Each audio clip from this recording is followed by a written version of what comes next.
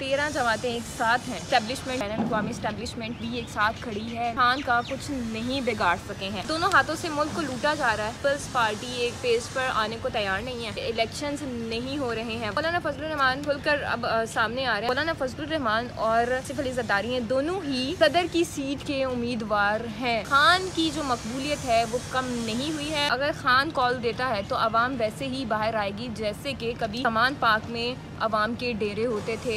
खान एक सच्चा लीडर है और खान का साथ हमें देना चाहिए। अस्सलाम वालेकुम जी, मुझे कहते हैं नताशा रहमान और आप सबको उर्दू क्रॉनिकल में खुशामदीद कहते हैं। अगर आपने हमारे चैनल को सब्सक्राइब नहीं किया तो हमारे चैनल को सब्सक्राइब कर लें और बेल आइकन को दबा दें ताकि हर आने वाली वीडियो आप तक पहुँच सके। नाज़रीन, 13 जमातें एक साथ हैं। इस्टेब्लिशमेंट भी साथ है, बैनुल अक़वामी इस्टेब्लिशमेंट भी एक साथ खड़ी है, लेकिन फिर भी खान का कुछ नहीं बिगाड़ सके हैं। अगर हम बात कर लेते हैं कि निगरान हुकूमत आई, निगरान हुकूमत की जानिब से ये कहा जा रहा था कि अवाम की आवाज़ हम बनेंगे, तो अवाम की आवाज़ तो नहीं बने। वो खैर दोनों हाथों से मुल्क को लूटा जा रहा है। अवाम की आंखों में मट्टी डाली जा रही है और अपनी जेबें भरी जा रही हैं। महंगाई आप देख लें किस कदर ज़्यादा हो गई है। खान के टाइम पे इतनी महंगाई नहीं थी जितनी अब हमें दिखाई दे रही है।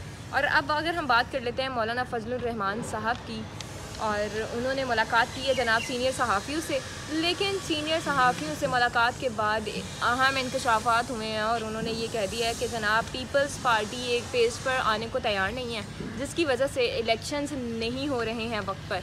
फरवरी के आखिर में इलेक्शंस को करवा देना चाहिए था। अब चूँकि इलेक्शन कमीशन की अगर हम बात कर लेते हैं तो वो भी कह देते हैं कि इतनी जल्दी हम इलेक्शंस नहीं करा सकते हैं।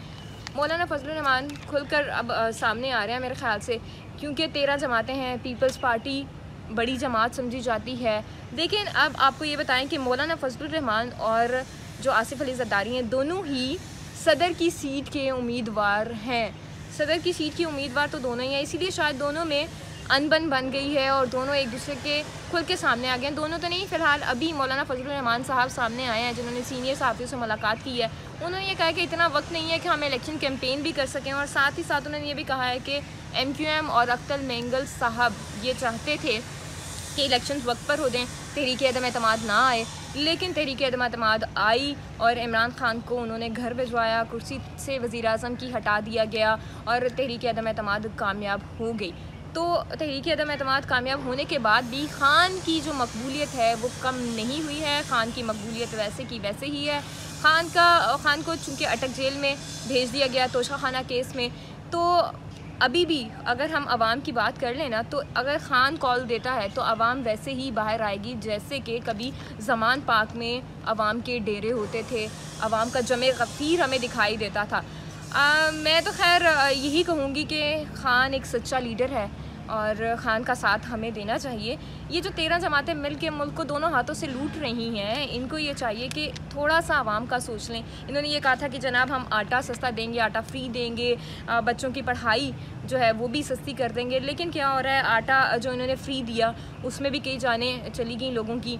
उसके अलावा अगर हम बात कर लें डॉलर की, इसहाक डार साहब जब आए थे तो उन्होंने ये कहा था कि मैं तो डॉलर की कीमतों को नीचे ले आऊँगा, लेकिन अब डॉलर की कीमत आप सबके सामने है, पेट्रोल की कीमत आप सबके सामने है। इमरान खान जब सीट से हटे तो पेट्रोल की कीमतें इस कदर ज़्यादा नहीं थी। अब चूँकि पेट्रोल की कीमतें बहुत ज़्यादा हैं, और इसके साथ साथ ये भी एक अहम बात है, आज एक अहम दिन भी है, चूँकि जो हमारे सदर हैं आरिफ अलवी साहब, उनकी जो मुद्दत है वो भी आज कंप्लीट हो गई है और 9 सितंबर है। 9 सितंबर वाले दिन ही उन्होंने हल्फ उठाया था, लेकिन अब चूँकि ये कहा जा रहा है कि सदर की कुर्सी खाली हो जाएगी अगर सदर जाते हैं, तो सदर ने ये कह दिया कि जनाब वो आपको वक्त दे देंगे, आपके साथ मिलकर बैठ के काम करेंगे। तो मेरे ख़्याल से ये जो नई हुकूमत, निगरान हुकूमत बनी है, इसको ये चाहिए था कि आवाम का सोचें, ना कि अपना सोचें, ताकि जब इलेक्शंस हों तो आवाम इनको वोट दे सके। लेकिन अब आवाम इनसे बदज़न हो चुकी है, वो इनको वोट नहीं देंगे और खान को सपोर्ट करते रहेंगे। और इसके साथ साथ आपको ये भी बताते जाएँ कि ये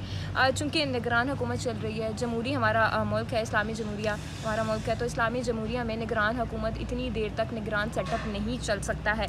मौलाना फजलुर रहमान ने सीनियर सहाफ़ियों से मुलाकात करते हुए ये भी कहा है कि इलेक्शन मुहिम चलाना कबाइली इलाकों में उनके लिए मुमकिन नहीं है।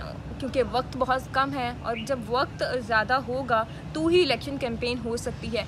तो अभी मौलाना फजलुर रहमान का एक ही डिमांड है कि वक्त पे इलेक्शंस कराए जाएँ, लेकिन जो हमारी निगरान हुकूमत है उसकी जानिब से ये कहा जा रहा है कि वक्त पे इलेक्शंस नहीं हो सकते हैं। इलेक्शन कमीशन ने भी ये कहा है कि वक्त पे इलेक्शंस थोड़ा होना मुश्किल है। इसके साथ साथ आपको ये भी बताते जाएं कि जो हमारे खान साहब हैं, आप सबको भी पता है कि वो जेल में है। तो जेल में रहने के बावजूद भी खान बिल्कुल भी नहीं हटा अपने अगर हम बात कर लें, खान बिल्कुल भी अपनी बातों से पीछे नहीं हटा। खान वहीं खड़ा है जहाँ वो कल भी खड़ा था, आज भी वहीं खड़ा है। तो हमारी हुकूमत से खुदारा यही अपील है, मेरी तो हाथ जोड़ के ये अपील है कि आप सब आवाम का सोच लें, उनका भला चालें, ताकि आवाम थोड़ा सा आपको भी सपोर्ट कर सके। और अभी हमें इजाज़त दें, हम दोबारा से हाज़िर होंगे, तब तक के लिए अल्लाह निगहबान।